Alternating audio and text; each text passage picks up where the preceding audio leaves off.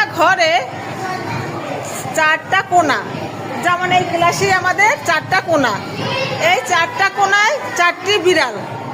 ঠিক আছে, কয়টি বিড়াল? চারটি বিড়াল।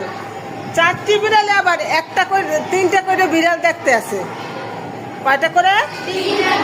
হ্যাঁ, প্রত্যেকটা বিড়ালে তিনটে করে বিড়াল দেখতেছে। এখন ওই ঘরে কয়টা বিড়াল আছে বলো?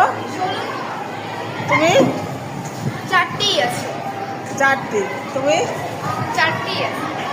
চারটি আছে। তুমি বলো? চারটি আছে। চারটি আছে। তুমি?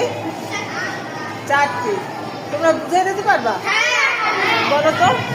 কারণ চার কোণায় চারটে বিড়াল আছে, আর একটি বিড়াল সে নিজেকে বাঁধে আর তিনটি বিড়াল দেখতেছে।